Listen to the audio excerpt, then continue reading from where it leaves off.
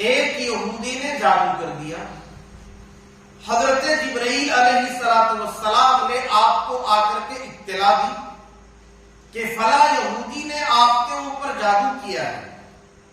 اب عائشہ رضی اللہ تعالی عنہا بیان کرتی ہے کہ جب آپ پر جادو کیا گیا تھا تو اکثر ایسا ہونے لگ گیا تھا کہ اللہ کے نبی صلی اللہ علیہ وسلم کوئی کام نہیں کرتے تھے، لیکن آپ کو محسوس ہوتا تھا کہ آپ نے یہ کام کر لیا ہے. گویا کہ آپ کے ذہن میں بھولنے والی بات آ گئی تھی کہ آپ بھولنے لگ گئے تھے چیزوں کو. تو اللہ تبارک و تعالیٰ نے حضرت جبرائیل کے ذریعے سے یہ خبر دے دی کہ آپ کے اوپر جادو کیا گیا ہے، اور جادو کیا گیا ہے ایک دھاگے میں، اور دھاگے میں گرہا باندھ کر کے پھونک مارا گیا ہے، اور اس رسی کو یا اس دھاگے کو ایک کنویں میں ڈال دیا گیا ہے. اللہ کے نبی کو بتلایا گیا. پھر اللہ کے نبی نے ایک صحابی کو بھیجا، کنویں سے اس گرہ والی رسی کو یا دھاگے کو نکلوایا، اور یہ سورت پڑھتے گئے اور ہر آیت میں ایک ایک گرہ کو کھولتے گئے، اور اس کے بعد اس دھاگے کو پھر سے اسی کنویں میں ڈال دیا گیا. اللہ کے نبی صلی اللہ علیہ وسلم پر جادو کیا گیا، اور کسی پر بھی جادو کا اثر ہو سکتا ہے. جادو، سحر، بد نظری سے بچنے کے لیے یہ دو صورتیں ہیں. ان دونوں صورتوں کے بارے میں اللہ کے نبی صلی اللہ علیہ وسلم نے ارشاد فرمایا ہے کہ یہ دونوں ایسی صورت ہے کہ پورے قرآن میں اس جیسی کوئی صورت نہیں ہے، اور قرآن ہی نہیں بلکہ تورات اور انجیل میں بھی اس کے مثل کوئی چیز نازل نہیں کی گئی ہے. یہ اہم ترین صورت ہے. اللہ کے نبی صلی اللہ علیہ وسلم کا معمول یہ تھا کہ اللہ کے نبی روزانہ رات میں سونے سے پہلے سورہ اخلاص اور یہ دونوں صورتیں پڑھتے تھے، اور دونوں ہاتھ میں پھونک مارتے تھے، اور دونوں ہاتھ کو اپنے جسم مبارک پر گھیر لیتے تھے. تو یہ اللہ کے نبی کا معمول تھا. اور اللہ کے نبی صلی اللہ علیہ وسلم نے صحابہ سے کہا کہ تم ان دونوں صورتوں کی تلاوت کیا کرو.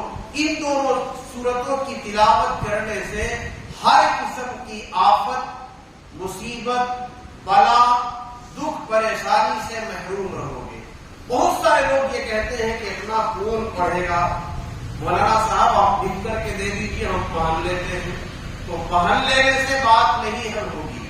اور بہت سارے لوگ یہ بھی کہتے ہیں کہ ہم پڑھتے تو ہیں، سورہ اخلاص بھی پڑھتے ہیں، اور سورہ فلق بھی پڑھتے ہیں، سورہ ناس بھی پڑھتے ہیں، لیکن کچھ اثر نہیں ہوتا ہے.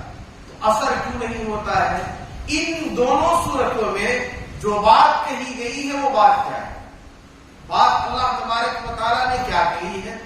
اللہ تبارک و تعالیٰ نے شیطان سے بچنے کے بارے میں کہا، اور برے خیالات سے بچنے کے بارے میں کہا، تمام قسم کی برائیوں سے بچنے کے بارے میں کہا. تو ہم اللہ تبارک و تعالیٰ سے پناہ بھی چاہتے ہیں، اور شیطان سے پناہ چاہتے ہیں کہ اللہ شیطان سے بچا لے، اور شیطان کی بات بھی مانتے ہیں. ہم کہتے ہیں کہ برائی سے بچا لے، اور پھر برا کام بھی کرتے ہیں. تو ایک طرف تو ہم اللہ تبارک و تعالیٰ سے زبان سے کہتے ہیں کہ ہمیں شیطان کے شر سے بچا لے، لیکن بچتے نہیں ہیں. ہم برائی، ہمارے اندر جو خرابیاں ہیں وہ خرابیاں دور نہیں ہوتی ہیں، اس لیے کہ زبان سے تو ہم کہتے ہیں لیکن عمل ہمارا شیطانوں والا ہوتا ہے، عمل ہمارا برائیوں والا ہوتا ہے، لہذا ہمارے اوپر کوئی اثر نہیں ہوتا ہے. تو ہم ان صورتوں کا اثر اگر دیکھنا چاہتے ہیں تو ہمیں برائیوں سے بچنا پڑے گا، تب جا کر کے اس کا اثر ہمارے ذہن و دماغ میں اور ہمارے جسموں میں نظر آئے گا. اللہ تبارک و تعالیٰ نے کیا کہا ہے، اب اس کو براہ راست ہم دیکھتے ہیں.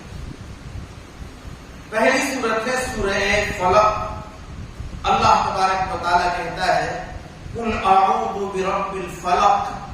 اے نبی آپ کہہ دیجئے، فلق کہتے ہیں پھاڑنے والے، اور فلق سے مراد یہاں ہے صبح نمودار کرنے والا، فالق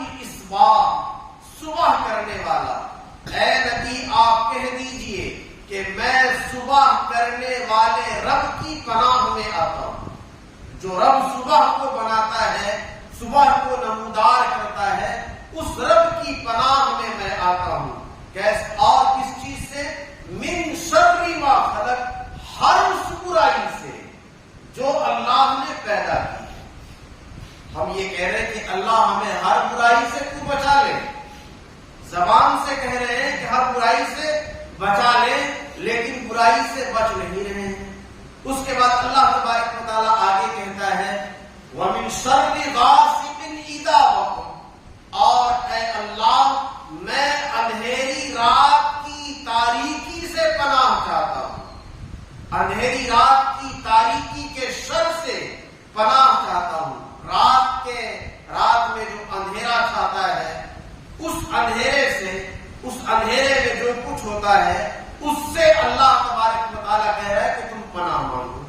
عام طور سے گناہوں کے لیے جس وقت کا انتخاب مجرمین کرتے ہیں، چور اچکے کرتے ہیں، بدماش لوگ کرتے ہیں، وہ رات کی تنہائی ہوتی ہے. رات کی تنہائی ہوتی ہے، رات کا سناٹا ہوتا ہے، تاریکیاں چھا جاتی ہیں، لوگ سو جاتے ہیں، لیکن چور اچکے اب جگ جاتے ہیں. بدماشی کرنے والے لوگ اپنی بدماشیوں میں لگ جاتے ہیں. جہاں جہاں سے چوری کرنا ہے وہ اپنے اپنے مشن میں لگ جاتے ہیں. اللہ تبارک و تعالیٰ کہہ رہا ہے کہ آپ کہیے کہ میں رات کی تاریکی کے شر سے پناہ مانگتا ہوں جب وہ تاریکی چھا جائے. جب تاریکی چھا جائے تو میں اس وقت پناہ مانگتا ہوں. آگے اللہ کہتا ہے وَمِن شَرِّ النَّفَّاثَاتِ فِي الْعُقَدِ، اور میں گرہ لگا کر پھونکے مارنے والیوں کی شر سے پناہ مانگتا ہوں. گرہ لگا کر کے پھونکے مارنے والیوں کی شر سے. عام طور سے جو لوگ جادو کرنے والے ہوتے ہیں وہ دھاگا لیتے ہیں، دھاگے میں گرہ باندھتے ہیں، کچھ پڑھ کر کے پھونکتے ہیں اور جادو کرتے چلے جاتے ہیں. تو اللہ تبارک و تعالیٰ اس کی کو کہہ رہا ہے کہ میں پناہ مانگتا ہوں گرہ لگا کر کے پھونکے مارنے والیوں کی شر سے. وَمِن شَرِّ حَاسِدٍ إِذَا حَسَدَ، اور پھر کس کے شر سے؟ حسد کرنے والوں کے شر سے جب وہ حسد کرے. بہت سارے لوگ ہوتے ہیں جو ایک دوسرے سے حسد کرتے ہیں، بغض رکھتے ہیں، کینہ رکھتے ہیں. تو ان تمام لوگوں کے شر سے اللہ تبارک و تعالیٰ نے پناہ مانگنے کو کہا ہے کہ میں ان تمام لوگوں کے پناہ سے اللہ کی پناہ میں آتا ہوں. اللہ ان تمام قسم کے شرور سے، ان تمام قسم کی برائیوں سے ہمیں بچا لے. اس صورت میں ایک بات خاص طور سے توجہ کرنے کی ہے، وہ یہ ہے کہ اللہ تبارک و تعالیٰ نے کہا کہ قل اعوذ برب الفلق، رب الفلق. رب کا نام ایک بار آیا، ایک بار رب کا نام آیا اور پناہ کتنی چیزوں سے مانگا گیا؟ تقریباً 1 2 3 4 چیزوں سے پناہ مانگا گیا. رب کا نام ایک بار ہوا ہے اور پناہ 3 4 چیزوں سے مانگا جا رہا ہے. یعنی وہ 4 چیزیں ایسی ہیں کہ ایک بار بھی اللہ تبارک و تعالیٰ کا نام لے لیں تو یہ کافی ہو جائے گا. اللہ تبارک و تعالیٰ ہمیں بچا لے گا. لیکن آگے والی جو صورت ہے اس میں اللہ کے 3 4 صفات بیان کیے گئے ہیں اور پناہ ایک چیز سے مانگی گئی. اس کو بھی دیکھ لیجئے. اللہ تبارک و تعالیٰ کہتا ہے قل اعوذ برب الناس، اے نبی آپ کہہ دیجئے کہ میں لوگوں کے رب کی پناہ میں آتا ہوں. ملک الناس، لوگوں کے مالک کے پناہ میں آتا ہوں. الہ الناس، لوگوں کے معبود کی پناہ میں آتا ہوں. یہ 3 اللہ تبارک و تعالیٰ کی صفات بیان کی گئی. اس کے بعد جو جس چیز سے پناہ مانگی گئی ہے وہ کیا ہے؟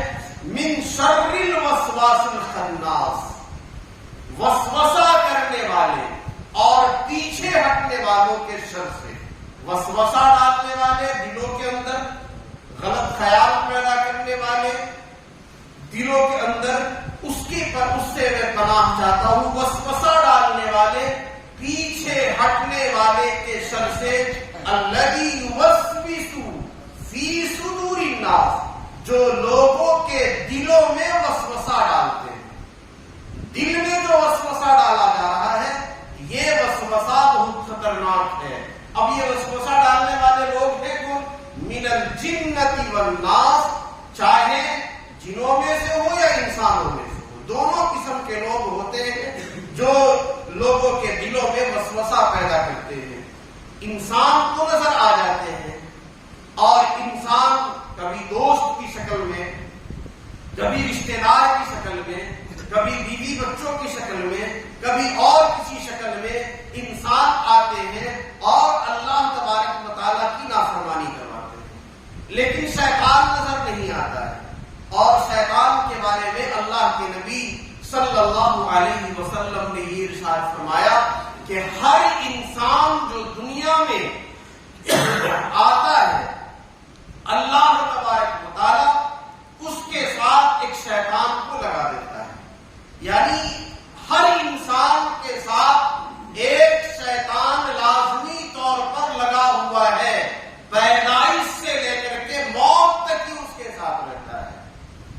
اور یہ کرتا کیا ہے؟ انسان کو غلط راستے پر چلاتا ہے. صحابہ نے کہا کہ یا رسول اللہ کیا یہ شیطان آپ کے ساتھ بھی ہے؟ اللہ کے رسول صلی اللہ علیہ وسلم نے فرمایا کہ ہاں، وہ شیطان میرے پاس بھی آیا اور اللہ تبارک و تعالیٰ نے میرے ساتھ اسے پیدا کیا، لیکن میرا شیطان مسلمان ہو گیا. اب وہ مجھے کوئی غلط بات نہیں بتلاتا ہے بلکہ وہ بھی مجھے اچھی بات بتلاتا ہے. تو اللہ تبارک و تعالیٰ نے نبی کے ساتھ بھی اس شیطان کو بھیجا ہے. ہر انسان کے ساتھ شیطان لگا ہوا ہے اور یہ کب سے ہے؟ پیدائش سے ہے. اور کب تک رہے گا؟ موت تک رہے گا. اور یہ انسان کے ساتھ میں ہمیشہ برائی کی طرف انسان کو لگانے کی کوشش میں لگا رکھتا ہے. بسا اوقات ایسا ہوتا ہے کہ کبھی کبھی کوئی حادثے میں انسان مر جاتا ہے. اچانک کوئی حادثہ ہوا، وہ مر گیا.